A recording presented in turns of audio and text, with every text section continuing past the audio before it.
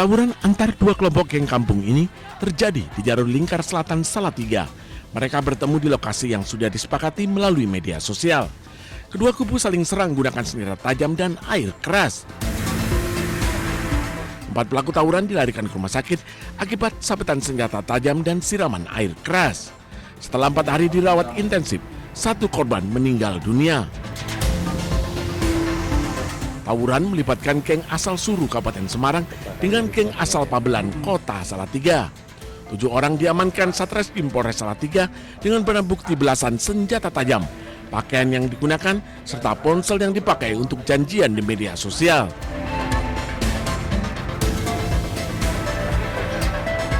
Empat korban, yang 1 menjadi korban penyiraman air keras dan dirawat di rumah sakit Subarkat atau dilarikan di rumah sakit Subarkat, dilakukan perawatan kurang lebih 4 hari. Kemarin sekitar jam 16 ya, kurang lebih jam 16 kita mendapat kabar bahwa yang bersangkutan meninggal dunia. Diduga kedua geng yang kerap berbuat onar di daerah mereka ini nekat tawuran demi eksistensi di media sosial. Dari Kota Salatiga, Jawa Tengah, Nurisa Lulu, iNews melaporkan.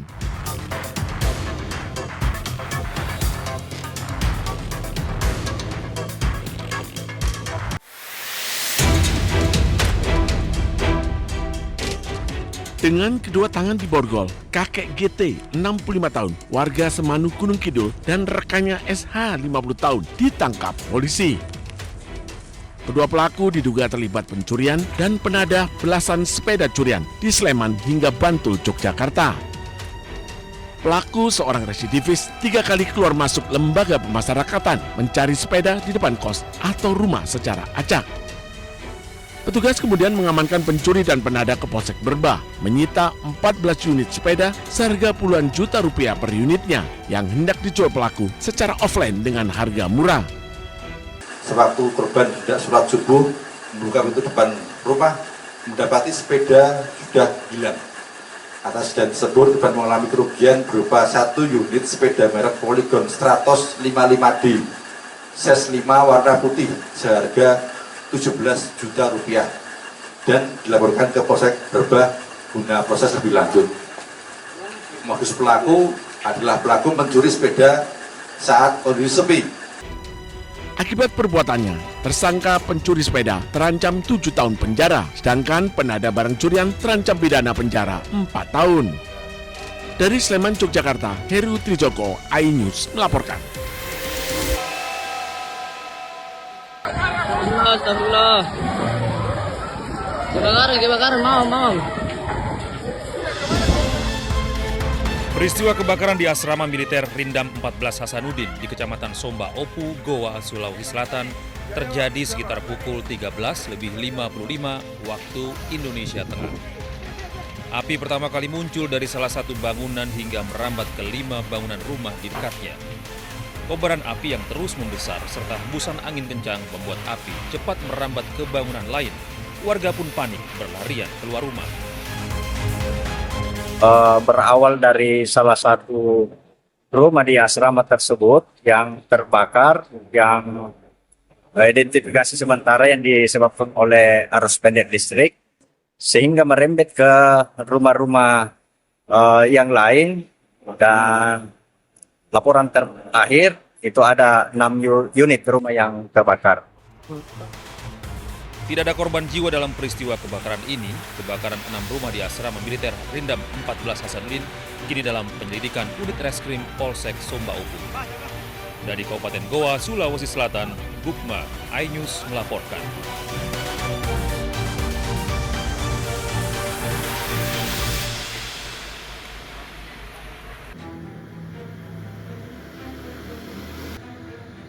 Kasus dugaan kekerasan dan penelantaran anak di Daycare Little Aresia, Yogyakarta masih terus bergulir. Polresta Yogyakarta menetapkan 14 tersangka baru dalam kasus ini.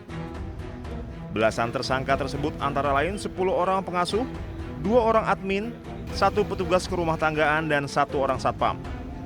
Kanit Perlindungan Perempuan dan Anak Polresta Yogyakarta, Ibtu Apri Sawitri menjelaskan 10 tersangka baru dalam kasus ini adalah pengasuh anak. 10 tersangka ini dijerat dengan pasal tentang tindakan diskriminatif dan penelantaran anak. Terkait dengan satu satpam kemudian yang satu yang bersih-bersih itu di dalam Undang-Undang Perlindungan Anak itu ada kata-kata yang membiarkan. Seharusnya kalau orang yang mengetahui adanya suatu tindak pidana diharapkan laporan ke kepolisian. Jangan membiarkan adanya dugaan tindak pidana. Penetapan 14 tersangka baru ini berdasarkan gelar perkara yang dilakukan Kamis 2 Juli 2026 dengan 17 saksi wajib lapor. Dengan tambahan 14 tersangka baru, total ada 27 tersangka dalam kasus ini. 13 orang yang lebih dulu ditetapkan sebagai tersangka sudah selesai pemberkasannya dan tinggal menunggu proses persidangan. Dari Yogyakarta, Gunanto Farhan Anyis melaporkan.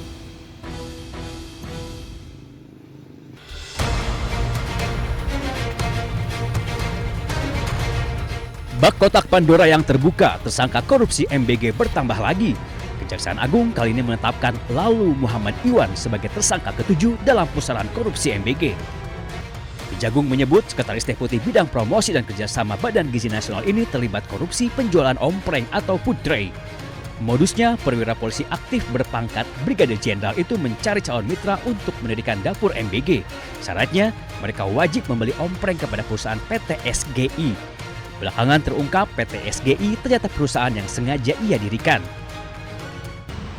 Jadi perannya adalah pada tahun 2025, saudara LM ini meminta saksi YCS dan RD mendirikan suatu perusahaan ya, dengan tujuan sarana untuk melakukan penjualan alat berupa food tray kepada calon mitra SPBG dengan harga yang sudah ditentukan oleh tersangka LMI ya. Walaupun sudah menetapkan 7 orang tersangka, Ketua Masyarakat Anti Korupsi Boyamin Saiman menyebut jumlah tersangka korupsi MBG kemungkinan akan bertambah. Boyamin juga mendesak Kejagung tidak hanya menetapkan tersangka, tetapi juga harus bisa mengembalikan kerugian uang negara.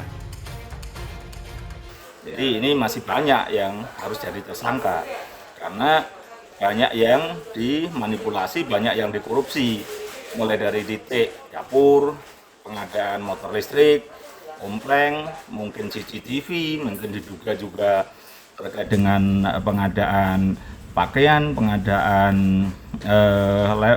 tablet, segala macam. Itu sudah seharusnya Kejaksaan Agung menyasar semua yang terlibat dalam korupsi MBG dan BGN. Karena apapun ya, untuk pertama tujuan utamanya adalah pengembalian kerugian negara. Karena kalau tidak disasar nanti pengembalian kerugian negara akan minim. Penetapan Lalu Muhammad Iwan menambah jumlah petinggi Badan Gizi Nasional yang menjadi tersangka pencuri uang MBG. Sebelumnya, Kejagung sudah lebih dulu menangkap Ketua BGN Dedan Hindayana dan 2 wakilnya, Sony Sonjaya dan Lodewijk Kusung. Menyusul 3 tersangka lainnya dari pihak swasta, yakni Asep Yusuf Somantri, Glory Harimasi Hombing, dan Andri Mulyono. Tim Liputan iNews melaporkan.